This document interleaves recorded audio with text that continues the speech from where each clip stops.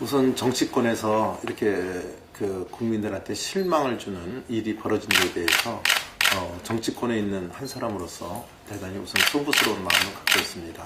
네. 역시 정치 개혁은 꾸준히 이루어져야 되겠다는 생각을 갖고 있습니다. 또 지금 충청 대망론을 말씀하셨는데 우리 충청 대망론이라는 것은 어떤 한 개인의 특정인의 부침을 전제로 하는 것이 아니고 예. 또 어떤 특정인을 놓고서 그 분의 어떤 형태에 따라서 충청 대망론을 세운 것은 아니라고 봅니다. 그것은 다시 말하면 이제 정치 사적으로 봐서도 충청권이 이제는 영호남의 이 동서 대립의 형태를 좀 청산하고 이제 새로운 형태의 국민 통합의 형태로 가기 위해서는 이제 중부권 대망론이라든지 이런 것들이 대두가 되기 시작한 것이고요. 또 한 가지는 이제 충청권이 상대적으로 이제 인구가 늘어남으로써 충청인들이 그런 각성을 하게 된 이런 계획 때문에 이루어졌다고 저는 보고 있습니다. 따라서 이 충청 대망론이라는 것은 어떤 시대 환경적 여건에 따라서 이루어지는 것이다 이렇게 보고요. 요번에 이 사건을 계기로 해서 일부에서는 충청 대망론이 사라진 게 아니냐 하지만 저는 앞으로의 충청의 역할은 계속 중요시 될 것이고 또 그런 또 새로운 인물이 또 계속 좋은 인물들이 나옴으로써 충청 대망론의 인물론과 시대 환경적 여건이 같이 조합을 이루는 행태로 갈 것이다. 저는 이렇게 생각을 합니다. 이 충청도의 어떤 근성이라 그럴까요? 이걸 제가 느끼는 것은 충청도민이라든지 또는 충청도가 어렵다든지 어떤 자존심이 굉장히 상해 갔을 때는 굉장히 결속력을 갖는 성향을 갖습니다. 예를 들면 우리 대한민국이 어려울 때 의병이 제일 많이 일어났던 곳이 우리 충청도고요. 또 3.1 독립선언문을 기한하신 33분 중에 6분이 우리 충청도입니다. 또 충청도에 지금 독립기념관이 있죠. 그렇습니다. 네. 그리고 또 95년인가요? 소위 핫바지론이 불었을 때 대단한 결속력을 보이지 않았습니까? 그래서 요번에 이 성완종 사태에 의해서 아마 많은 충청 대망론이 꺾이는 게 아니냐 또는 요번에 사태를 일으킨 장본인이 아무래도 충청도 사람이다 보니까 충청도에 대한 비난이 있을 수도 있다고 봅니다. 만약 이러한 것들이 우리 충청도민들한테 여러 가지 작용이 됐을 때는 아마 충청도민들이 오히려 정말로 충청 대망론을 위해서 더 결속할 가능성도 있다. 이것이 충청도 사람들이 모였을 때 나오는 얘기라고 저는 듣고 있습니다.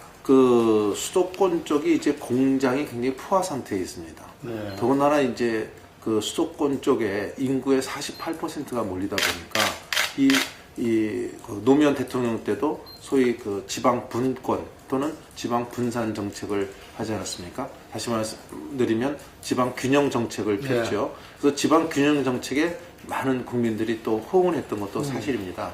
따라서 그 정책의 일환으로서 충남 같으면 천안이라든지 아산, 당진 이런 데가 공장 유치에 아주 적격으로서 많은 유치가 이루어진 것으로 제가 알고 있고요. 또 외람되지만 제가 2006년부터 2010년까지 충북지사를 할 때 경제특별도 기치를 내걸고 그때 4년간 24조 원의 투자 유치를 성공을 했습니다. 그래서 24조 원이라면 저도 얼마나 큰 돈인지를 감이 안 잡힙니다만은 4년이니까 1460일 아닙니까? 그래서 24조 원을 1460일로 나누면 토요일, 일요일까지 평균적으로 매일 165억 정도가 우리 충북에 자본이 유입되는 효과를 가져왔다 이렇게 봅니다. 물론 그 기간 중에 모든 돈이 들어온 건 아니지만 그때 MOA 형태로 땅을 다 샀을 때 계약을 했기 때문에 지금 현재도 굉장히 저지는 경우도 있습니다만은 하여튼 어쨌든 간에 그런 투자 이입 효과를 통해서 또 기업 유치에 적극적인 정책을 핌으로써 충청도가 기업 유치에 어느 도보다도 여건상 또 정책상 그런 것을 추구함으로써 성공적으로 이루었다 이렇게 말씀을 드리겠습니다.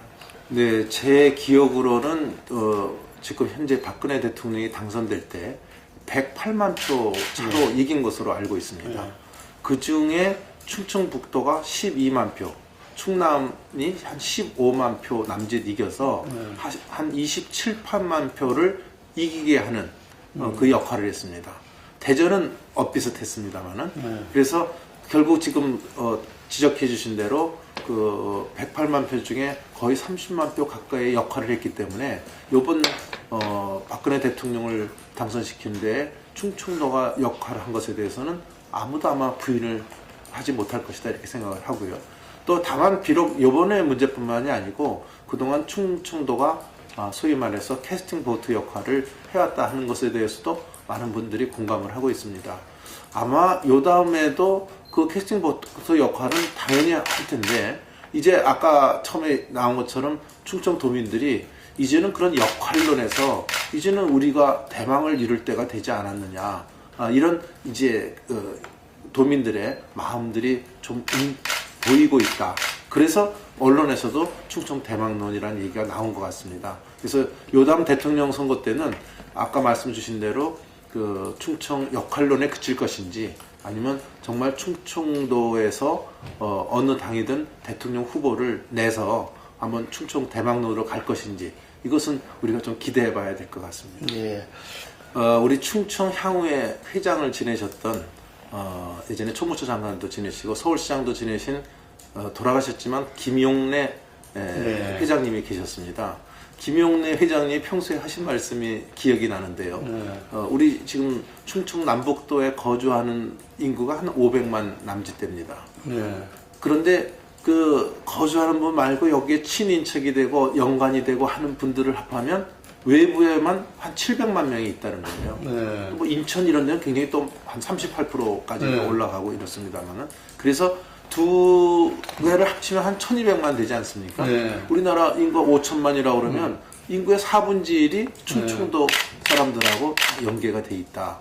그래서 이 충청도가 결성만 하면 충청도가 아니라 엄청도가 될 수 있다. 그래서 엄청도론을 내세운 분이 우리 김용래 회장이십니다. 그래서 그 건배할 때도 우리가 엄청도가 될 때까지 해갖고 엄청도로 그 건배 구호를 하셨던 기억도 납니다만은 지금까지는 이제 그런 점에서 봤을 때 영원한 후보가 나오니까 충청도 표가 분산이 됐던 건 사실입니다.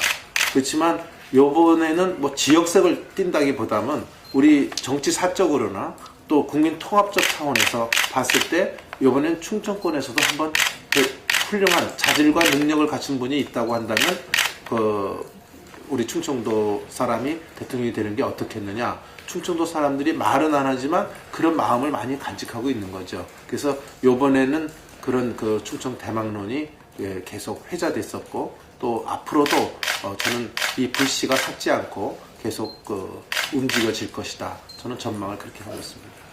글쎄요, 지금 제가 보는 정치 지도자의 국민들이 보는 것은 두 가지 관점에서 보고 있는 게 아닌가 봅니다. 하나는 그분의 이미지입니다. 그분이 어떻게 이렇게 그 인생을 살아왔고 어떤 행태로 이 자기의 맡은 일을 해왔는지 이것을 보는 것 같고요.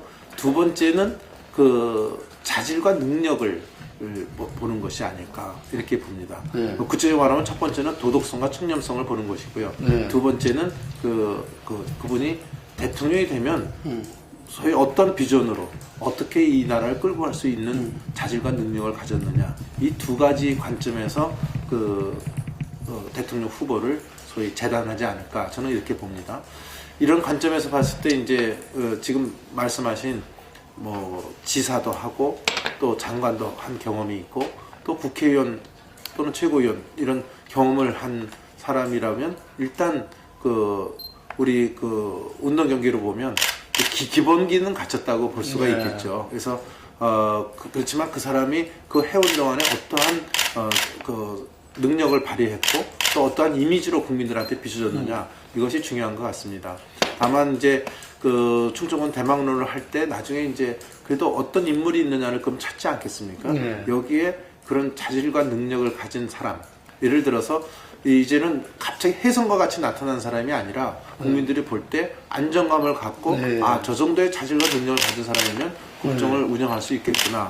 또 미국 같은 데를 보면 절대 검증되지 않은 사람이 그 중요한 뭐 근데 대통령은 물론이고 중요한 자리에 가지 못한다고 미국 사람들은 많은 얘기를 제가 들은 바가 있습니다. 근데 우리나라는 잘 검증되지 않은 사람이 갑자기 뭐 선거 때 나타나서 뭐를 하겠다 그러면 거기에 어떤 선동적 역할을 해서 거기에 당선되는 경우를 제가 본 적이 있습니다만은 이제 우리 국민들도 이제 그러한 수준이 아니고 또 진정성 있는 또 후보를 원하기 때문에 요담 대통령 후보는 또 대통령 되실 분은 저는 자질과 능력을 겸비한 사람, 또 국민들한테 좋은 이미지를 갖고 있는 사람, 이 사람이 저는 되지 않을까 이렇게 전망합니다. 정리가 됐다기보다는 이번에 성완종 사태가 벌어짐으로써 예. 오히려 좀 또 이 얘기는 또 좀 잦아들었지 않았나 저는 이렇게 봅니다.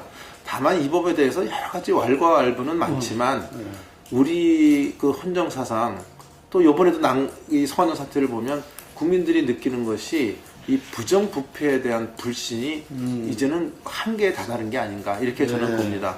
그런 측면에서 봤을 때 이번에 김영란법은 다른 여러 얘기가 있지만서도 그래도 우리나라의 부정부패를 청산하기 위해서 첫 시발을 한 것이다. 이런 관점에서 봐주시면 좋을 것 같고요.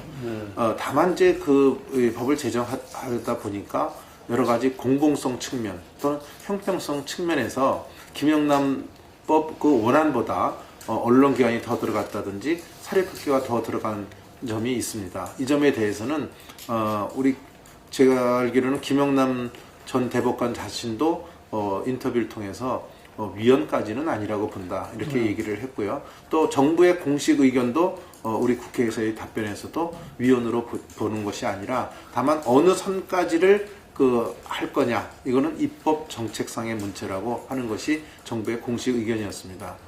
물론 언론기관을 원안에 없던 것이 들어갔다든지 또는 그 사립학교가 들어갔던 것에 대해서는 계속 논란의 여지가 있을 수 있지만은 우리 사회가 그 전체가 다 공정하게 되고 또 투명하고 또 청렴성 있게 가기 위해서는 불가피한 일이었다. 이런 점을 좀 이해해 주시면 고맙겠습니다. 우선 제1금융권이 그렇게 받기가 어려운 것은 가장 큰 요인은 역시 담보를 위주로 하는 예전에 쭉 이행되어 왔던 어떤 관행의 결과 때문에 제1금융권 문턱이 높은 것이 아닌가 이렇게 생각을 합니다. 그래서 최근에는 뭐 기술금융이라든지 여러 가지 그 새로운 제도를 또 도입을 했고요. 또 서민들에게는 뭐 햇살론이라든지 여러 가지 그 정책적 자금이 또는 그 어려운 분들한테 쉽게 대출이 될 수 있는 이 제도가 지금 활발하게 운영이 되고 있습니다. 그래서 예컨대 창업을 할 때도 뭐 담보가 없으니까 돈을 못 꾸는 거 아니겠습니까? 그래서 좋은 그 창업의 아이디어가 있다든지 또는 앞으로 장래성이 있는 이런 기술 개발의 요건이 된다고 한다면 은행에서 과감하게 대출을 해주는 제도가 지금 과감하게 시행되고 있다. 이런 말씀을 제가 강조를 합니다. 다만 이제 제2금융권 얘기를 하시는데 지금 우리 거의 한 20%에서 25% 가까이가 등급으로 신용 등급이 굉장히 낮은 분들이 이 대출 전체에서 차지하는 비중이 그렇습니다.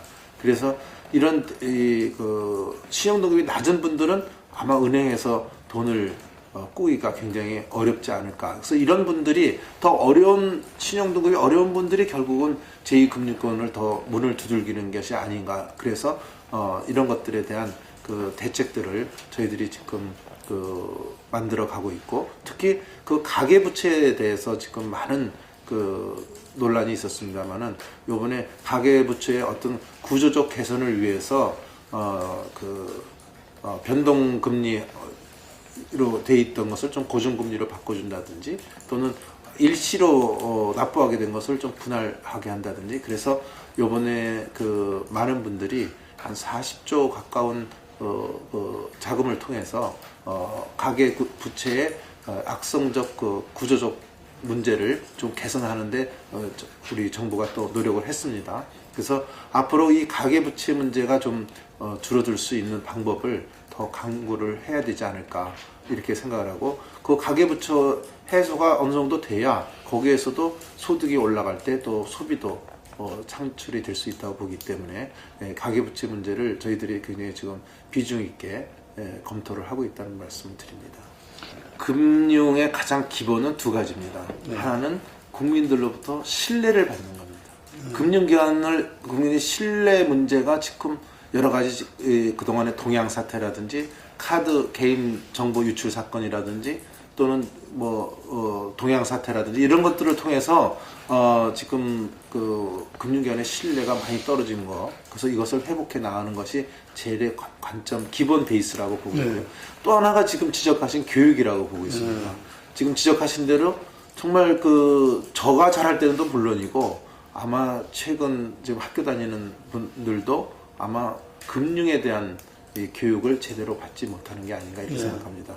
제가 작년에 인도네시아를 방문한 적이 있는데 인도네시아 인구가 2억이 넘습니다.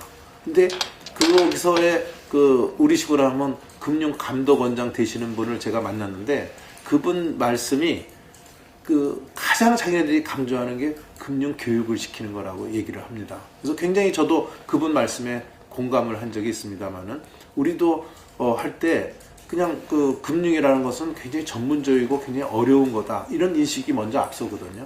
그래서 교육을 통해서 금융이라는 건 우리 일상과 연계되는 일이고 이것을 잘 할 필요가 있고요. 또 두 번째로는 교육을 통해서 금융 상품이 뭐가 있는지를 우리가 잘 이해해야 된다고 봅니다. 어떤 때 제가 가서 어떤 행사를 통해서 이렇게 대출하는 사람을 만나보면 은행에서 이런 대출 제도가 있는지 몰랐다. 그냥 상담을 하고서 이런 혜택을 받게 돼서 굉장히 기뻤다. 이런 얘기를 하는 분들을 많이 만났거든요. 그래서 예전하고 다르게 좀 어려움이 있으면 그냥 높다 이렇게 하지 마시고 실제로 가서 상담을 하면은 많은 문제를 해결할 수 있는 길들을 요새는 은행이 서비스 산업 차원에서 잘 그거를 말씀을 드리니까 한번 그것을 조금 더 활용을 잘 해보시는 것도 소비자의 입장에서 좋은 일이라 이렇게 생각합니다.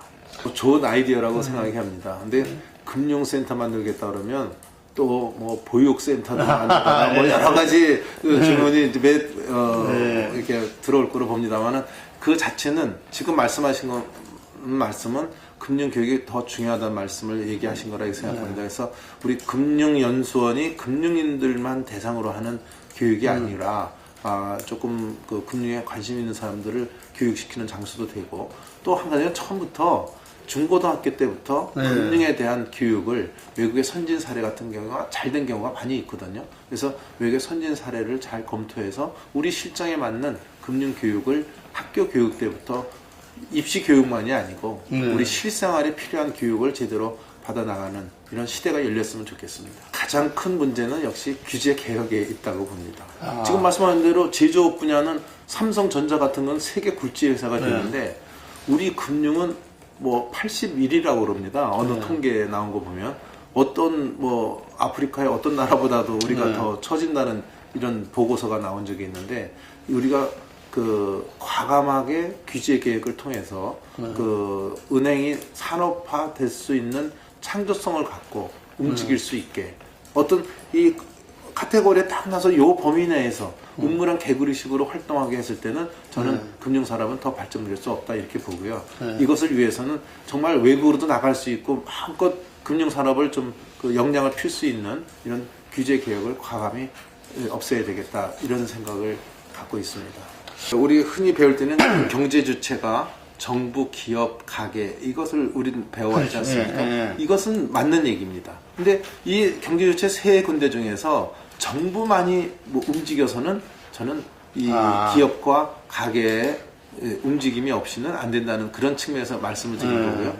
이 경제가 활성화되기 위해서는 결국 경제를 활성화시키는 것은 정부가 하는 것이 아니라 기업이 이 일자리를 만들고 여기서 부가가치를 만들고 또 창조 경제를 이끌어내는 것은 사실 기업의 역할이 가장 크다고 보고 있습니다. 그러니까 기업의 어떤 소위 길을 살려주는 이런 정책들이 나오고 또 기업은 또 그게 맞게 움직여야 되는데 예를 들어서 정부 같으면 자꾸 이중성을 갖는 정책을 피는 것 같아요. 예를 들면 대통령은 기업하는 사람들을 청와대에다가 오시게 해서 좀 투자를 해달라고 얘기를 하는데 정권 초기에는 또 기업들 세무 사찰이 시작이 돼갖고 뭐 저 밤늦게 어느 국세청 어디에는 조사국 쪽에는 많은 기업들로 받은 이 자료를 밤에 싣고 들어온다든지, 그러면 기업들은 혼동이 되는 거거든요. 한편은 투자를 하고 뒤통수로는 이렇게 세무 사찰이 심하게 들어온다든지 할 경우에는 그렇다고 봅니다. 그렇지만 저는 부당하게 탈세를 했다든지 하는 것은 좀 당연히 조치를 취해야 되죠. 그렇지만 이걸 너무 공개적으로 했을 때는 저는 기업은 위축될 수밖에 없다 이렇게 봅니다. 이번에도 지금 내수가 좀 활성화시키려고 대통령은 노력하는 거 아닙니까? 근데 국무총리는 공개적으로 사정을 하겠다 하면서 기업들에다가 포커스를 맞춰서 이렇게 한다고 한다면 그럼 기업들이 위축될 수밖에 없는 겁니다. 저는 기업의 불법을 옹호하는 것이 아니라 그것에 대해서는 소리 없이 잘못된 것에 대해서는 법에 의해서 처단을 해야죠. 그렇지만 그것을 국무총리가 담화를 발표해서 이렇게 하면 기업 전체가 얼어붙는 건 사실 아니겠습니까? 그래서 이런 것에 대해서 이런 한편으로는 장구치고 한편으로는 또 장구 못 치게 하는 이런 이중적 정책성을 갖고서는 저는 발전될 수가 없다는 얘기고요. 아까 소득정책 얘기를 하셨는데 지금 일부 야당에서는 소득을 좀 올려주면 소비가 늘면 경제가 활성화되지 않겠느냐 이런 소득 이론 모델을 갖고 합니다만은 거기에서의 소득은 일반적으로 경제학자들로부터도 어느 정도 검증이 됐고 외국의 사례에서도 나타납니다만은 소득이 장기적으로 늘을 것이다 이런 예측을 할 때는 아까 말씀드린 대로 소비가 늘어납니다. 그렇지만 지금 내가 가계부채가 많고 앞으로 경제가 이게 소득이 계속 늘어날 것 같지는 않고 이런 불안한 경제 주체의 입장에서 봤을 때는 소비가 늘어나지 않습니다. 그러니까 이론적으로는 소득이 늘고 소비가 늘고 근데 경제 활성화되고 그 화살표는 일반적으로는 맞는 얘기지만 지금 우리 경제 현실로 봐서는 그 정책은 굉장히 한계성이 있다. 왜냐하면 앞으로의 장래에 내 소득이 늘어날 것 같지 않고 또 우리나라 경제에 대해서 굉장히 조금 어려움이 계속 되지 않겠느냐 이런 경제 주체의 생각이 있는 한 이 모델은 그렇게 성공하지가 못할 것이다 이렇게 보기 때문에 지금 제가 보는 것은 소득 문제도 검토를 하는 것은 당연하지만 또 환율 정책이라든지 또는 여러 가지 거시 경제 정책을 종합적으로 점검을 해서 요번에 우리가 경제를 내수를 활성화시키겠다고 하면 내수 활성화에 포커스를 맞춰야지 이것을 자꾸 어떤 다른 정책과 상치되는 정책을 같이 운영이 돼서는 저는 안 된다. 경제 정책이라는 것은 그 시대에 맞는 정책을 제대로 핌으로써 경제 주체가 예측 가능성 있게 행동할 수 있는 여건을 마련해 줘야 된다. 그러니까 다시 말씀드리면 이번에 경제 정책이 내수 활성화에 초점이 있다. 이번 경제팀이 내수 활성화를 위해서 구성된 팀이라고 한다면 내수 활성화를 위한 종합적 대책을 갖고 밀고 나가야지 한편으로는 자꾸 바지가랑이를 끌어내리는 정책을 변명을 해서는 안 된다. 그리고 이 정책을 필 때는 여러 가지 거시 경제 정책을 폴리스 믹스해서 종합적 정책을 갖고 끌고 가야 된다. 소득 정책 한 정책으로 모든 문제가 해결되지 않는다. 저는 이 점을 좀 강조하고 싶습니다. 그것은 아마 선진국의 추세도 예전 우리 저축률이 굉장히 한 20% 30% 올라갈 때 이미 미국이나 다른 선진국은 2, 3%도 안 되는 그런 단계에 있었습니다. 아마 이건 선진국형 모델인 것 같아요. 그러니까 이제는 저축이라는 것이 그거보다는 앞으로 내가 노후의 대책을 위해서 연금 쪽을 좀 넣는 사회보장제도가 발달이 돼야 되고요.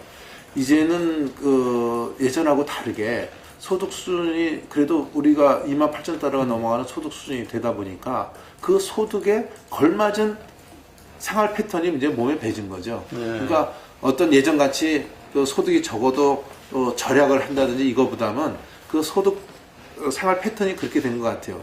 예를 들면 이제 우리가 자식을 하나나 둘 빼기 낳지는 않지 않습니까?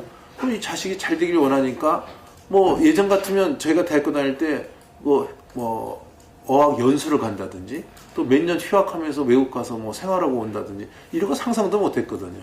근데 이제 아들이 하나나 뭐 딸이라든지 하나나 둘이다 보니까 애가 다른 애들 다 가니까 나도 어학 연수 가겠다면 그거 안 보내줄 수 없지 않습니까? 거기 가서 또 생활해 보니까 6개월만 있는 게 아니라 조금 한 1년쯤 더 있겠다 그러면 그거 안 해줄 수 없으니까 이런 비용도 또 지출하게 되는, 예전에는 생각지도 못했던 건데 자기 소득은 좀 올랐어도 이런 비용 또는 보육 비용 뭐 여러 가지 이제 사교육비 비용 이런 것들이 더 늘어남으로써 이 여력이 못 생기는 것이죠. 그래서 이런 문제는 아마 선진국형 모델이 아닐까 이렇게 저는 보고 있습니다. 지금 먼저 말씀하신 뭐 중부담, 중복지 이거는 유승민 그 원내대표가 그 국회 연설에서 한 얘기입니다만은 그런 것을 하려면 그 국민적 합의가 이루어져야 된다고 봅니다.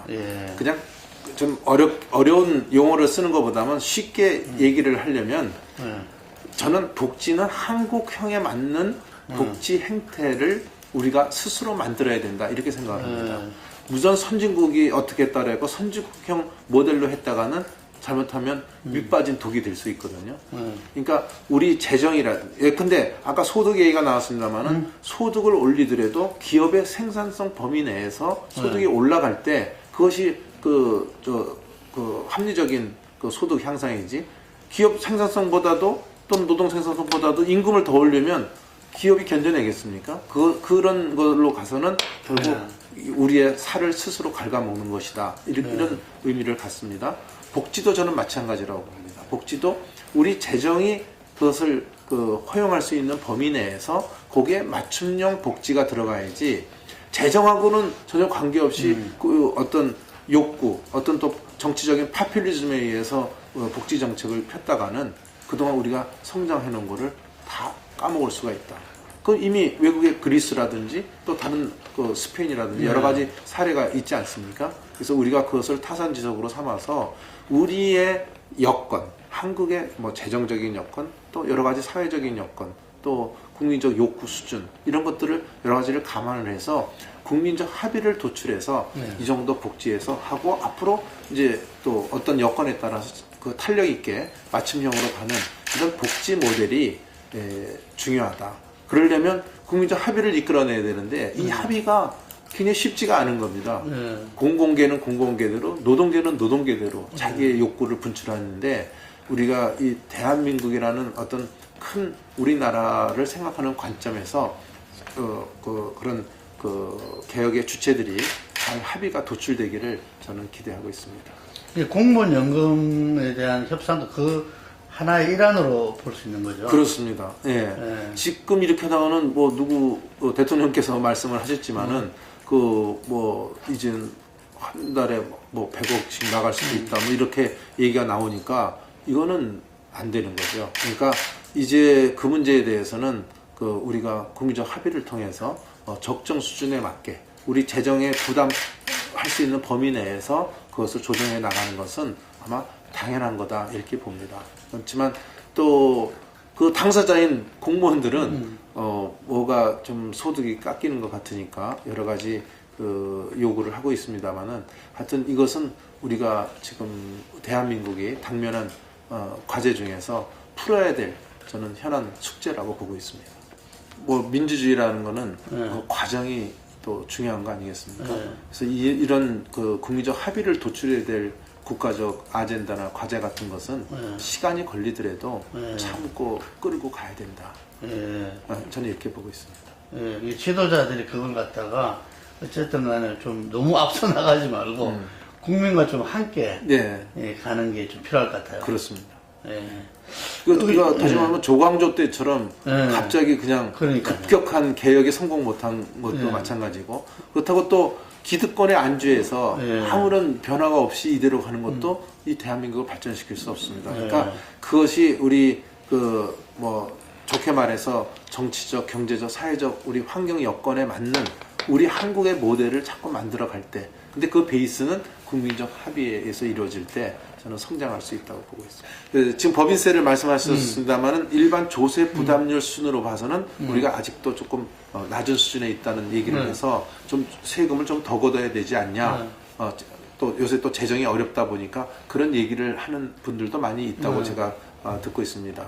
다만 지금 말씀하신 그 법인세는 우리나라의 법인세 비중이 약 15% 가까이 있습니다. 그래서 그 OECD 국가의 한 8% 수준 내에 거의 배 이상의 그 조세 그 비중을 갖고 있습니다. 다만 이제 어디서 비교를 할 때 근로소득세하고 법인세하고 이 증가율을 봐서는 근로소득세 이 증가율이 이렇게 좀 더 빠르다. 법인세는. 근데 요새 근래에 이 경기가 불경기다 보니까 그 법인들이 그 수익이 굉장히 줄어들었습니다. 대표적으로 그 삼성전자가 그렇게 수익을 많이 내지 않았습니까? 영업이익이 2013년인가 한 40조 영업이익을 냈는데 작년에 한 26조로 떨어졌단 말씀이죠.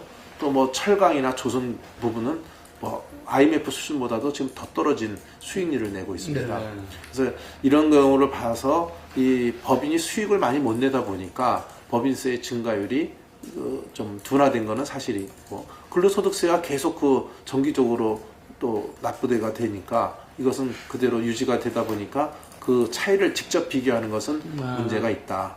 그렇지만 이제 장기적으로 봐서 이제 경기가 좀 활성화가 되고 그러면 법인세도 좀 인상 여지에 대해서 또 국민들이 여러 얘기가 나올 거다 봅니다. 그렇지만 현재 지금 경제 상황으로 봐서는 지금 당장 법인세를 올리는 것은 저는 기업들의 어떤 투자를 더 위축시킬 가능성이 크다.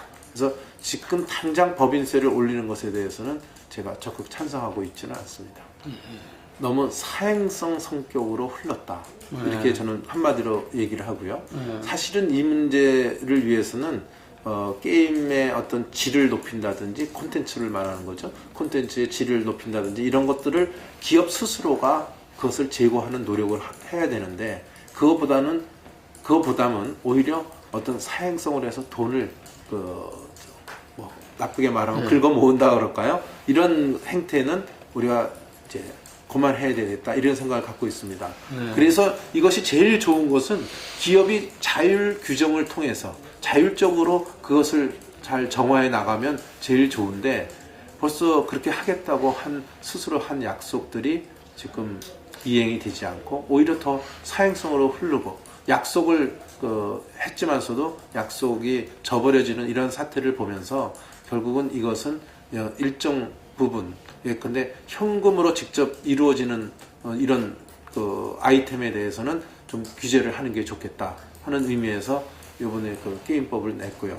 그래서 우리가 게임을 하면서 대개 그 확률이 내가 하면은 10% 정도 뭐 나온다든지 이걸 좀 알고 해야 되는데 그걸 전혀 모르는 상태에서 이걸 하는 것은 오히려 요새 뭐 우리 그 언론에서도 뭐 알 권리를 헌법에서도 얘기하는 것처럼 소비자 권익 차원에서 봤을 때는 그 알 권리를 저버리는 것이다. 그러니까 이 법은 그 유저들이라든지 소비자를 조금 더 보호하기 위한 또 사행성의 어떤 행태로 가서 쉽게 돈을 벌어서 콘텐츠의 질을 향상시키지 않는 이런 기업의 행태에 대해서 저희들이 그 법안을 마련한 것이다. 이렇게 이해해 주시면 좋겠습니다. 요새 정치권이 굉장히 시끄럽습니다. 우리 정치권이 올바로 갈 때 국민들이 많이 걱정하는 우리 경제도 잘 될 수 있다고 저는 확신하고 있습니다. 이런 점에서 다시 한번 제가 부끄러움을 느끼면서 우리가 이번 사건을 계기로 해서 정치가 개혁될 수 있는 어떤 시스템이 바뀌는 한두 사람의 정치인이 구속되고 또 한두 사람의 정치인이 정치적 탓을 받는 그러한 행태에서 그치는 것이 아니라 새로운 정치 개혁의 어떤 시스템이 창조되는 이러한 계기가 됐으면 좋겠다는 말씀을 드립니다. 요새 우리 국민들의 삶이 28,000달러의 소득이 넘었다 하더라도 아직도 어렵다는 얘기를 많이 듣고 있습니다. 따라서 우리 경제가 올바르게 갈 수 있도록 국민들의 삶의 질이 향상될 수 있도록 우리의 경제 정책이라든지 또 우리 경제 주체들이 예측 가능성 있게 갈 수 있도록 우리 국회에서도 모든 역할을 다하겠다는 말씀을 드립니다. 이러한 정책의 노력과 우리 정치가 올바르게 이루어지는 그 정도의 정치가 이루어질 때 우리 경제는 발전할 수 있다고 생각합니다. 우리 국민들이 현명하시기 때문에 우리 국민들과 함께 이런 새로운 희망의 시대를 열어가기를 진심으로 고대합니다. 감사합니다.